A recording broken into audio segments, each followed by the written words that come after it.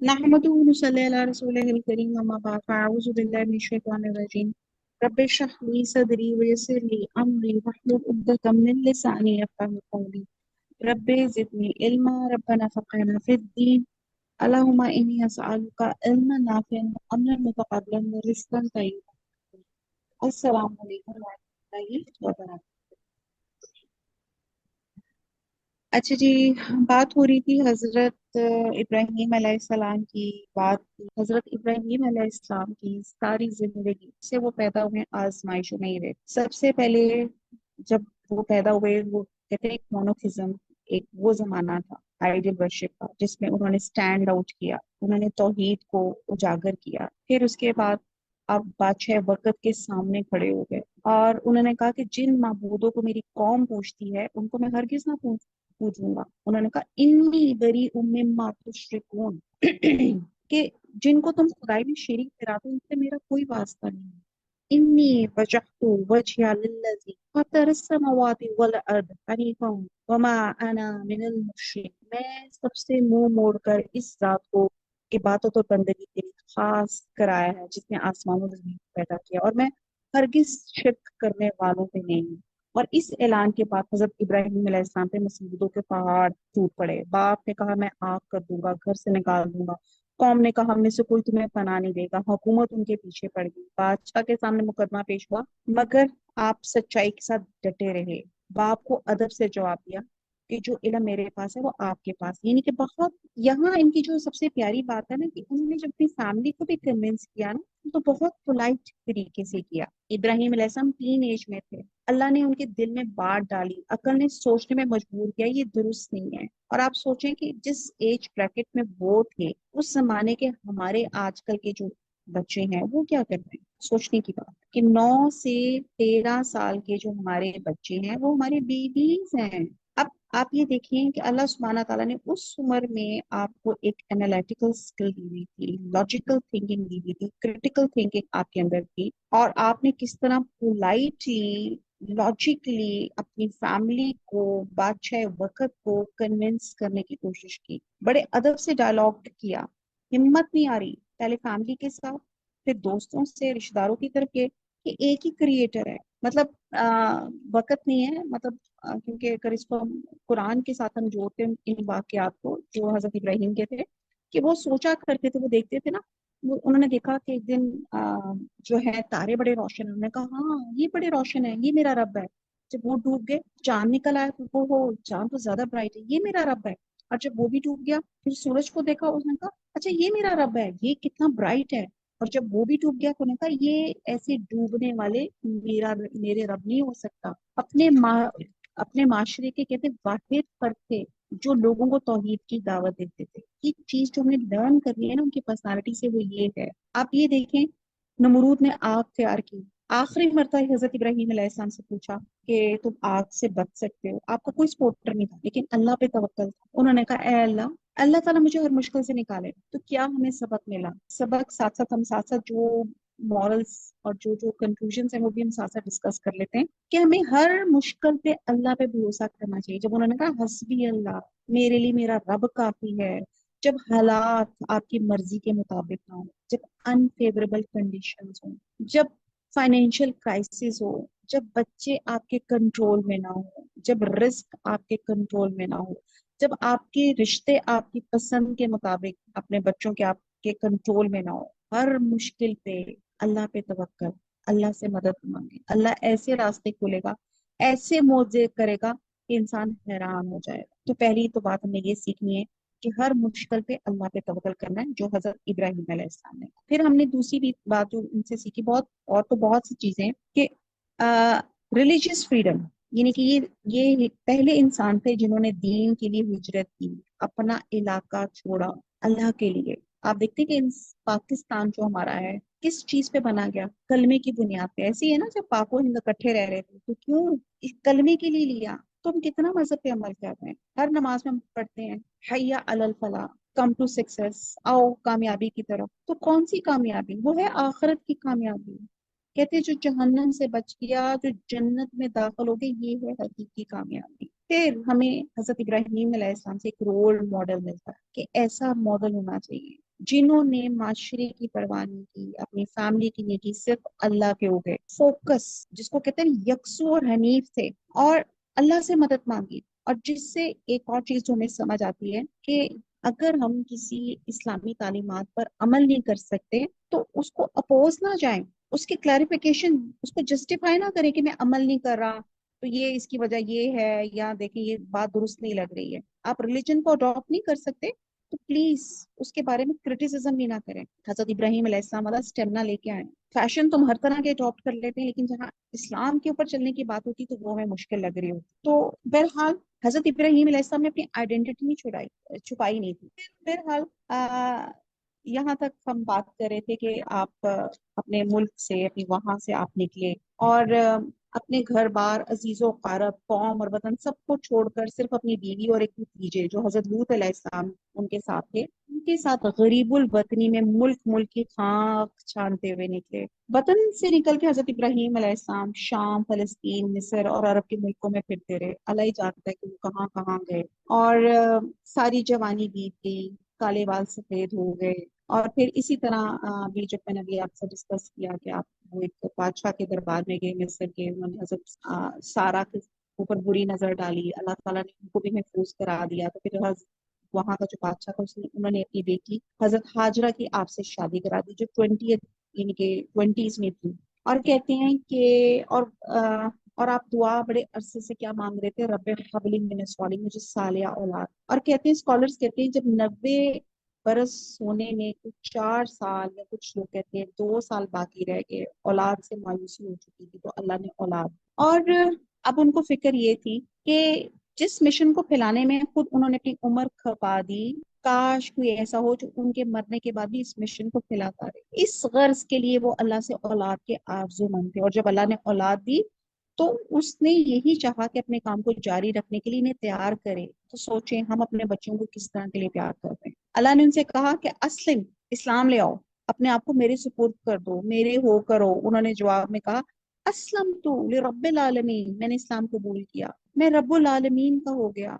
Total surrender, मैंने अपने आप को अल्लाह के सुपुर्द कर दिया। और इस कौलो करार को इस सच्चे आदमी ने, हजरत इब्राहिम अलैहिस्सलाम ने, पूरी जिंदगी पूरा किया। अपने रब की खातिर सदियों के आबाई मजहब को छोड़ा, इन रस्मों को, अकीदों को छोड़ा, दुनियावी फायदों को छोड़ा, अपनी जान को आग के खतरे में डाला, मुसीबतें से मुल्क मुल्क सफर किया, अपनी जिंदगी का हर एक लम्हा रब्बुल आलमीन की अताअत में गुजारा, दीन की तबलीग में सर्फ किया। और बुढ़ापे में जब औलाद नसीब हुई तो उसके लिए भी यही दीन और यही काम पसंद किया। और कहते हैं कि अल्लाह सुब्हाना ताला ने आपको जो मुकम्मल जो शरीयत थी ना, वो 80 साल में आपको मिली। और कहते हैं कि उस टाइम पे आपने अपना खुद सरकमसिजन किया, क्योंकि हुक्म ही तभी आपको मिला। और फिर जब इतनी एज में, इतनी उम्र में, अल्लाह ताला ने इस उम्र में औलाद आपके पास, अल्लाह ताला ने औलाद से नवाजा, तो फिर आपको हुक्म मिला, क्या मिला कि अपनी इस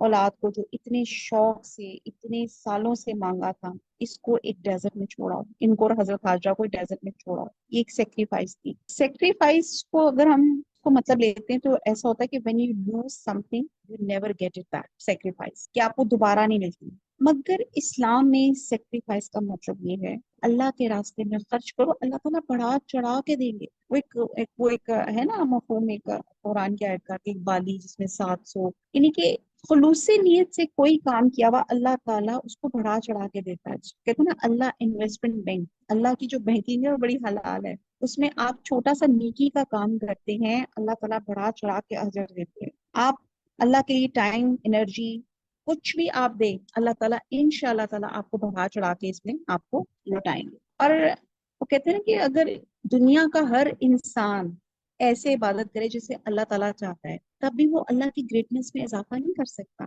इब्राहिम अलैहिस्सलाम की जो क्वालिटी थी अस्लिम, वो ख्वाहिश के बजाय अल्लाह की बात मानते थे। तो ये बात हमें सीखनी है कि हमें अपनी ख्वाहिश के बंदे नहीं बनना, हमने अल्लाह के बंदे बनना है। तो ये ईद हमें रिमाइंड करती है कि अपनी ख्वाहिशात को अल्लाह की रजा में कुर्बान करना सीखें। बच्चों में बात लेकर आए कि हजरत इब्राहिम अलैहिस्सलाम इस उम्र में उनकी थॉट्स क्या थी, वो क्या करना चाहते थे।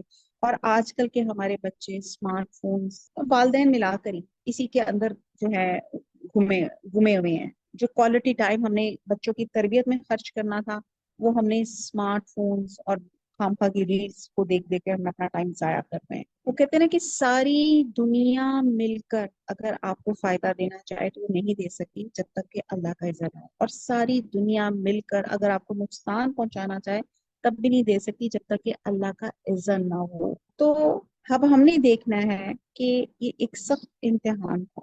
اب آپ دیکھیں کہ یہاں پہ ایک کچھ صفت آتی ہے جو انہوں نے دعا مانگی تھی کہ مجھے غلام حلیم عطا کرنا. حلیم، بردبار، تھک اسکن، جس کو مراد ایسے کہتے ہیں کہ جیسے اگر آپ کو غصہ آتا ہے مگر آپ شو نہ کریں، آپ کو ڈر لگے مگر آپ شو نہ کریں، انفیوریبل سچویشن ہو، کوئی چیز آپ کی مرضی کے مطابق نہ ہو تو آپ جو ہے اس کو ریٹیلیٹ نہ کریں، اللہ کی رضا میں راضی ہو جائیں. ٹھیک ہے، کوئی بھی کسی قسم کی پینک سچویشن ہو، بردباری، تو یہ وہ کوالٹی ہے جو ہم نے اس ذی الحج میں خاص طور پہ مانگنی ہے کہ اللہ تعالیٰ یہ کوالٹی مجھے کیا، میرے بچوں کو کیا، میری ساری فیملی کو عطا کرنا. یہ کوالٹی کہ اللہ تعالیٰ ہم سب کو علم والا بنا. اچھا جی، اب آپ کو کہا گیا کہ جاؤ حضرت ہاجرہ کو لے کے ایک جگہ جا کے چھوڑو. اب حضرت جو ابراہیم علیہ السلام تھے، کہتے ہیں کہ جب وہ آگ میں بھی ان کو ڈالا گیا تب بھی جو تھا وہ گھبرائے نہیں تھے، تب بھی وہ پریشان نہیں ہوئے. اور یہاں پہ کہتے ہیں کہ جب ان کو کہا گیا کہ ایک فلانی جگہ، تو یہاں پہ بھی وہ اسکالرس کہتے ہیں کہ وہ کیسے پتا چلا کہ وہاں پہ چھوڑ کر آنا. اور یہاں پہ بھی کہتے ہیں کہ پہلی دفعہ کہتے ہیں کہ حضرت جبرائیل علیہ السلام انسانی صورت میں حاضر ہوئے اور ایک اونٹ پر وہ اور دوسرے اونٹ پہ حضرت ابراہیم علیہ السلام اپنی فیملی کے ساتھ، اور ان کو کہا کہ ایک جگہ پہ آپ ان کو نیویگیٹ کیا کہ یہاں پہ جا کے چھوڑ دے. وہ جگہ کون سی تھی؟ چاروں پہاڑوں کے درمیان میں ایک نشیب تھا، ایک وادی تھی جس میں ان کو کہا گیا ان کو یہاں پہ چھوڑ دیا جائے حضرت ہاجرہ. اور تب مشکیزے میں تھوڑا سا پانی تھا اور کچھ کھجوریں تھیں. اور جب آپ نے ان کو وہاں پہ اتارا تو حضرت ہاجرہ جو ایک شہزادی تھی، ایک کنگ کی فیملی سے بلانگ کرتی تھی، وہ بڑی حیران ہوئی کہ مجھے ایک نیو بورن بیبی کے ساتھ کس جگہ اتارے ہیں آپ جہاں دور دور تک کالے کالے پہاڑ ہیں، کوئی انسان نہیں، کوئی کھانے پینے کی چیز نہیں. انہوں نے صرف یہ پوچھا کہ یہ کیا اللہ کا حکم ہے؟ حضرت ابراہیم علیہ السلام نے کہا. تب حضرت ہاجرہ کا آپ دیکھیں کہ انہوں نے کہا کہ اللہ ہمیں ضائع نہیں کرے. آپ یہاں پہ دیکھیں کہ عورت کو اللہ تعالیٰ نے کتنی زبردست امپورٹنس دی، عورت کی ایمان کو کتنی امپورٹنس دی. حضرت ہاجرہ کی کیا خصوصیات ہیں وہ تو انگنت ہیں، اور وہ خصوصیات جو ہم چاہتے ہیں کہ ہر ماں کے اندر ہوں، اس لیے میں ضرور تھوڑی سی ڈسکس کروں گی. حضرت ہاجرہ جو ایک کنگ کی بیٹی تھی اور اپنے خاوند کی اطاعت میں ایک صحرا میں ان کو چھوڑ کر حضرت ابراہیم ایک مشکیزے اور کچھ کھجوروں کے ساتھ چھوڑ کر واپس چلے گئے. آپ نے کوئی شکوہ نہیں کیا. سوچیں ہمارے ہسبینڈ ذرا 2-4 دن کے لیے جاتے ہیں اور آپ کو پاکٹ منی اور کوئی گھر کے خرچے کے لیے نہ دیں تو ہماری تو چیخیں نکل جائیں. ہم تو فون کر کر کے اس کی زندگی خراب کر چھوڑیں کہ کیا کروں گی میں، کیسے کروں گی، کیا میری زندگی خراب ہو گئی، کون سا وقت تھا جب میں نے تم سے شادی کر لی. تو پتہ نہیں ہم کیسے کیسے تانے دیتے ہیں. یہاں حضرت ہاجرہ انہوں نے کہا اللہ مجھے کبھی ضائع نہیں کرے. اپنے شوہر کے ساتھ بہترین انڈرسٹینڈنگ، کوئی کمپلیننگ نہیں، کوئی شکوہ نہیں، کوئی کمپیریزنس بھی نہیں. انتہائی صبر، پیشنس اور ٹالرنس تھا ان کے اندر، اور ایمان کا لیول بہت اسٹرانگ تھا. اللہ کا حکم تو بس ٹھیک، اللہ پہ توکل تھا بہت اسٹرانگ. نہ خوراک نہ پانی، لیکن اللہ پہ ٹوٹل توکل، فیتھ اسٹرانگ تھا. اللہ سے بہترین گمان بھی تھا کہ اللہ مجھے ضائع نہیں کرے گا. آپ کا ہے کبھی؟ سوچ کر کے دیکھیں کہ آپ اللہ پہ گمان اچھا رکھیں، اللہ آپ کے لیے راستے کھولے. پھر آپ نے اپنے بچے کی تربیت کی. اس وقت نہ کھلونے تھے، نہ کوئی اسمارٹ فونس تھے، نہ کوئی گیمس تھی. ان کو، اپنے بیٹے کو اللہ اور اپنے والد کا فرما بردار بنایا. سب سے امپورٹنٹ بات، اللہ جو کسی نے نہیں دیکھا تھا، اللہ کی محبت سکھائی. والد جو چھوڑ کے چلا گیا، اس کی بھی فرما برداری، اس کی رسپیکٹ سکھائی. ہم تو کیا سکھاتی ہیں بچوں کو کہ تمہارا باپ دیکھو مجھے کس حال میں چھوڑ کے چلا گیا، تمہارا باپ فلاں فلاں فلاں. یہاں پہ دیکھیں کہ انہوں نے اپنے ہسبینڈ کی یا کہہ لیں اسماعیل علیہ السلام کے جو والد کی، ان سے ان کی باپ کی عزت بھی کروائی اور اللہ کی پہچان بھی کروائی. مسلمان لڑکی ایسے فلیکسیبل ہونی چاہیے کہ جو ہر حال میں ڈھل جائے، اللہ کی رضا پہ راضی ہو جائے، تعلقات کو جوڑنے والی، حوصلہ دینے والی، ایمان ٹرانسفر کرنے والی. لیکن آپ دیکھیں، اور سب سے امپورٹنٹ بات، اللہ سبحانہ تعالیٰ نے مکہ دنیا کی बेस्ट प्लेस है, दुनिया का सबसे सीक्रेट डेस्टिनेशन जो है मक्का है। और इसको इबादत किसने किया? ये काम अल्लाह ताला ने एक औरत से लिया, सुभान अल्लाह। यानी कि एक औरत ने, जब हजरत इब्राहिम अलैहिस्सलाम चले गए, अब सोचे तो सही, हजरत हाजरा को जहन में लेकर आए, अपनी प्यारी किसी बेटी, या अपने आप को उस सिचुएशन में रख कर देखें कि आपको उस वक्त मक्का के जो पहाड़ थे ना, काले काले थे, और कोई सब्जा कुछ नहीं, और वहां पे आपको कुछ छोड़ के चला जाए, और फिर रात आ जाए, वो रात कितनी सख्त होगी, कितना डर लगेगा। हम तो यहाँ कॉकरोच को कीड़ा नजर आ जाए तो कितनी चीखें मारते हैं। हजरत हाजरा क्या सोचती हूँ, और किस तरह उस बच्चे के साथ उन्होंने अपनी वहां पे अपनी लाइफ गुजारी होगी।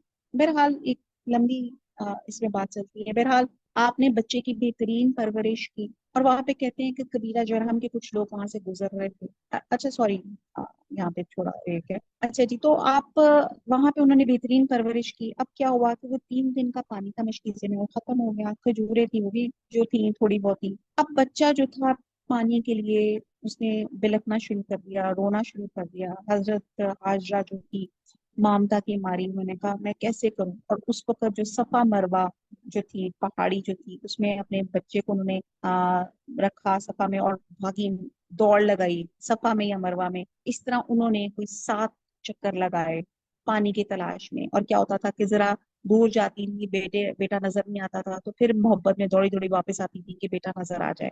फिर दौड़ी दौड़ी जाती थी कि किसी तरह मुझे पानी नजर आ जाए। और कहते हैं कि इसी तरह एक चक्कर पे वो बेचारी बेदम होके गिर गई, और फिर एकदम उनको एक शख्स नजर आया अपने बेटे के पास। तो फिर ममता की मारी दौड़ी दौड़ी अपने बच्चे के पास आई, और वो स्कॉलर्स कहते हैं हजरत जिब्राईल अलैहिस्सलाम थे जो अल्लाह के हुक्म से आए थे। और जहां हजरत इस्माईल अपने पाँव रगड़ रहे थे, वहां से चश्मा पानी का जो था वो फूट पड़ा था। हजरत हाजरा जो आई थी, उन्होंने देखा कि चश्मा फूट पड़ा है, और उसपे उन्होंने, और वो इतना तेजी से पानी निकल रहा था, तो उन्होंने अरबी में कहा, अरबी ही उनकी जबान थी, उन्होंने कहा जमजम, यानी कि रुक जाओ, स्टॉप हो जाओ।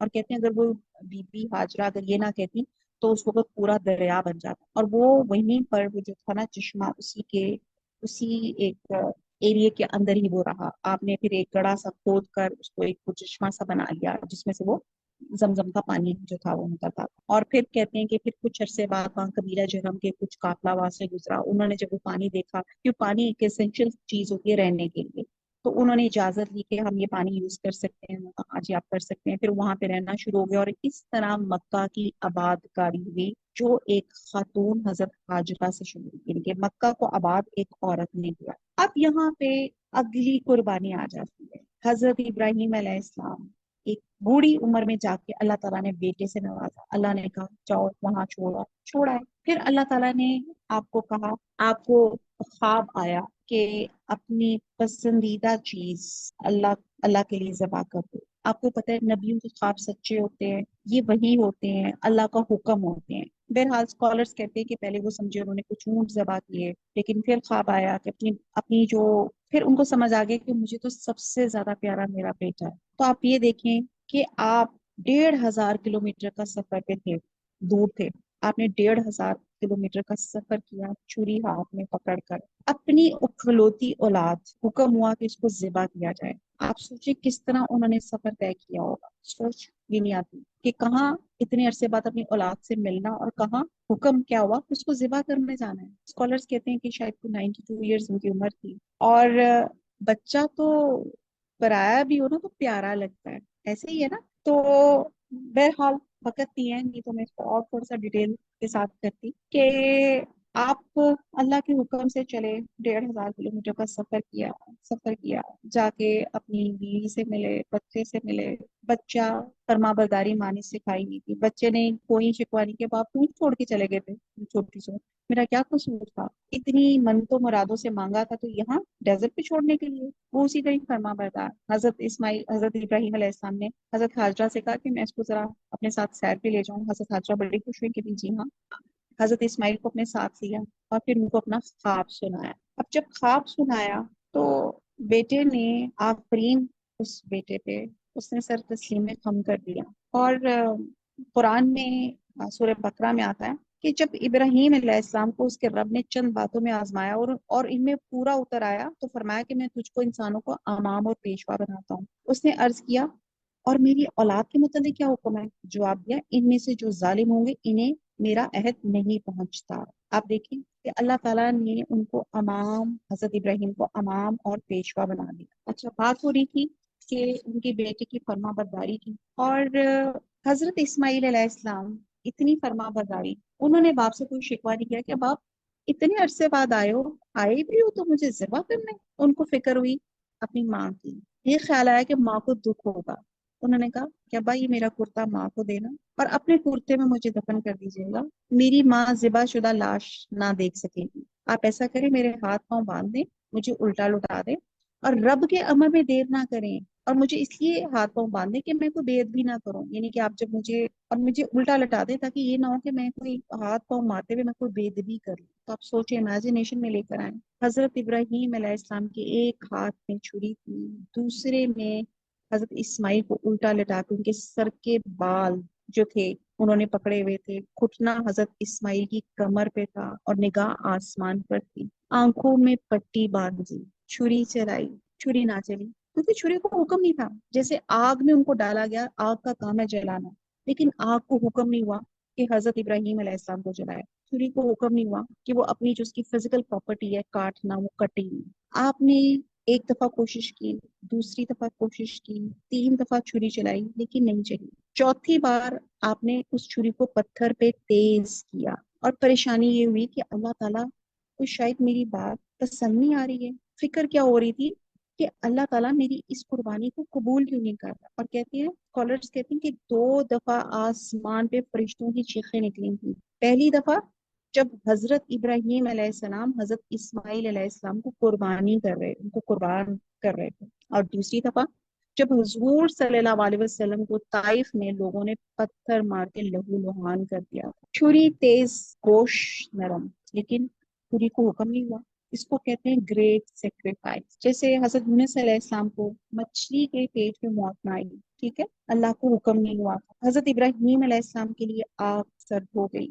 اس لیے کہا جاتا ہے کہ جانور کے سامنے چھری تیز نہ کیا کرو کہ جانور کو تکلیف ہوگی، اور یہ کیا تھا، بیٹے کے سامنے چھری تیز۔ امتحان میں پاس ہو گئے، پھر جب چھری چلائی گئی، آنکھوں سے پٹی اتاری گئی تو سامنے کھترا آ گیا، اور آگے اسماعیل علیہ السلام اور حضرت جبرائیل علیہ السلام مسکرا رہے۔ فکر کیا ہوئی، میرا اللہ تو نہیں مجھ سے ناراض ہو گیا؟ اب یہاں پہ بھی دیکھیں ان کو فکر کس چیز کی تھی کہ میرا اللہ تو نہیں مجھ سے ناراض ہو گیا۔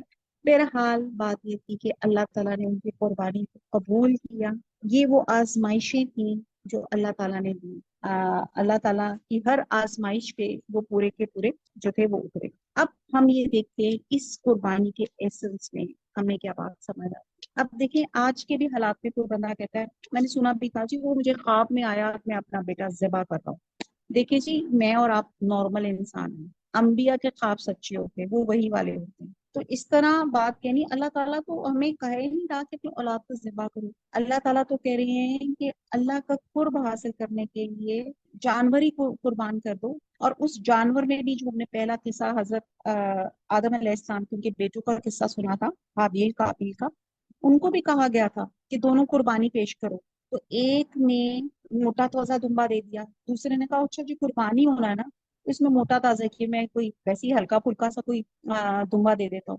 تو لیکن اللہ تعالیٰ نیت اور خلوص دیکھتے، اسی لیے وہاں پہ بھی جو قربانی ہوئی تھی، اللہ تعالیٰ نے کس کی قربانی قبول کی اور کس کی نہیں قبول کی، اس کی بھی وجہ یہ تھی کہ آپ کی قربانی کی نیت میں گڑبڑ۔ اگر ہماری قربانی کی نیت یہ ہے کہ میں لوگوں کو امپریس کراؤں، جیسے ہم آج کل بڑی بڑی قربانیاں جی 75-75 لاکھ کا ہم لوگ کیا لیتے ہیں، بکرا لیتے ہیں، اور سوری 75 لاکھ کی شاید گائے لیتی ہیں، اور اسی طرح پتہ نہیں کتنے لاکھوں کے بکرے خرید رہے ہوتے ہیں، اور بڑے شوق سے ہم نے ان کو دروازوں پہ لگایا ہوتا ہے۔ میں خود اپنے ایک زمانے میں ایک دفعہ کسی بھینس کا ہمیں پتا چلا تھا کہ بہت بڑی بھینس، اور واقعی ہم دیکھنے گئے تھے، باقاعدہ لائن لگی ہوئی تھی، لوگ دیکھ رہے تھے کہ واہ جی واہ یہ صاحب کتنی بڑی جو ہے گائے لے کر آئے ذبح کرنے کے لیے۔ تو دیکھ لیں کہ اب آپ کی قربانی نمود و نمائش ہے یا کیا ہے، ہمارا اس قربانی کا مقصد کیا ہے۔ تو یہ چیز ہمیں بہت سے سبق ہے جو اس میں سے ہم نے حاصل کرنے ہیں۔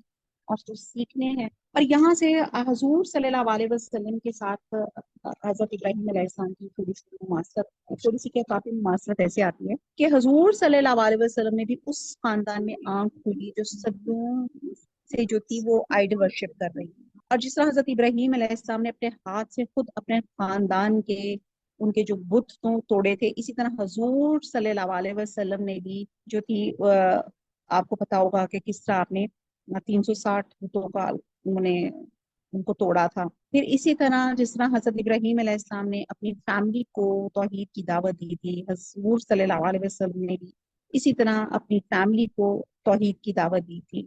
اور پھر اسی طرح یہ تھا کہ جیسے مصر سے حضرت ابراہیم علیہ السلام حضرت ہاجرہ کو بیاہ کے لائے تھے، اور جن سے حضرت اسماعیل علیہ السلام ہوئے تھے، اور جن سے حضرت اسماعیل علیہ السلام سے ہی جو ان کا جو شجرہ نسب جو ہے حضرت محمد صلی اللہ علیہ وسلم پہ نکلتا ہے، تو اسی طرح حضور صلی اللہ علیہ وسلم نے بھی مصر میں جو آپ نے کچھ لیٹرز لکھے تھے، ایک بادشاہ تھا ان کو اسلام کی دعوت دی تھی مقوقس کو، تو اس نے آپ کو ایک گھوڑا اور کچھ کنیز آپ کو تحفے میں دی تھی، اور کنیز کی ماریا کی تھی، اور جو آپ کے جو تھی آپ کے عقد میں آئی تھیں، اور آپ سے ان سے آپ کے بیٹے حضرت ابراہیم علیہ السلام پیدا ہوئے تھے۔ تو بہرحال یہ بہت سی مماثلت بھی ہیں حضرت، اور جہاں تک ہم حضرت ابراہیم علیہ السلام کی بات کی جائے تو ان کی کہا جاتا ہے کہ ان کی 3 بیویاں تھیں، یہ ایک تھی حضرت سارہ تھی۔ حضرت سارہ سے اللہ تعالیٰ نے پھر جب اولاد نہیں ہوئی، اور آپ نے بہت ایک مشہور واقعہ قرآن میں ہی ہے کہ فرشتے آئے تھے اور انہوں نے آپ کو خوشخبری دی تھی کہ حضرت سارہ جو تھی بڑی غمزدہ رہتی تھی کہ ان کی کوئی اولاد نہیں ہے، اور اسکالرز یہ بھی کہتے تھے کہ وہ 5 ہے، اور مطلب میڈیکلی وہ بچہ پیدا نہیں کر سکی، اور ایک عمر کی بھی ہو چکی ہوئی تھی۔ تو اللہ سبحانہ تعالیٰ جو ہے کن فرماتے ہیں تو ہو جاتا ہے۔ اللہ تعالیٰ نے حضرت سارہ سے آپ کو اللہ تعالیٰ نے خوشخبری دی حضرت اسحاق علیہ السلام کی، اور پھر حضرت اسحاق سے حضرت یعقوب علیہ السلام کی، پھر حضرت یعقوب علیہ السلام کے 12 بیٹے تھے حضرت یوسف علیہ السلام کی، اور پھر اس طرح یہ چین انبیاء کی چلتی رہی حضرت یہ اسحاق سے۔ اور آپ کی جو دوسری بیوی تھی حضرت ہاجرہ، ان سے جو تھی آپ حضرت اسماعیل علیہ السلام ہوئے تھے، اور جن کی جو آخری چشم و چراغ تھے حضور صلی اللہ علیہ وسلم ہے۔ اور پھر ایک آپ کی شادی جو ہوئی تھی قطورہ سے ہوئی تھی، جسے مدین کے اور حضرت شعیب علیہ السلام کی نسل یہ آ جاتی ہے بہرحال۔ اور یہاں سے پتہ چلتا ہے کہ حضرت ابراہیم علیہ السلام کی جو پوری فیملی تھی اسلام کے مشن کو پھیلانے میں کس طرح پھیلی ہوئی تھی۔ آپ کے جو بھتیجے تھے حضرت لوط علیہ السلام، آپ نے ان کو سدوم کے علاقے میں بٹھایا، اور پھر اسی طرح آپ کے جو چھوٹے صاحبزادے تھے حضرت اسحاق کو، ان کو کنعان کے علاقے میں آباد کیا، جس کو آج کل فلسطین کہا جاتا ہے، اور یہ علاقہ شام اور مصر کے درمیان میں واقع ہے، اور سمندر کے کنارے ہونے کی وجہ سے دوسرے ملکوں پہ بھی یہاں سے اثر ڈالا جاتا ہے۔ اور یہیں سے حضرت اسحاق علیہ السلام کے بیٹے حضرت یعقوب علیہ السلام، جن کا نام اسرائیل بھی تھا، ان کے جو پوتے تھے حضرت یوسف علیہ السلام کی بدولت اسلام کی تحریک جو تھی مصر تک پہنچی۔ اور پھر جو بڑے صاحبزادے تھے حضرت اسماعیل علیہ السلام کو، ان کو حجاز میں مکہ کے مقام پہ رکھا گیا، اور پھر یہاں سے آپ کے جو جس کو کہتے ہیں اللہ تعالیٰ نے آپ کو نوازا کہ حضور صلی اللہ علیہ وسلم جو تھے حضرت اسماعیل ہی کی اولاد میں سے ہیں۔ اچھا جی، اب بہت سی باتیں ہیں، سمجھ نہیں آ رہی کہ کہاں کچھ کیا چھوڑوں اور کیا کروں۔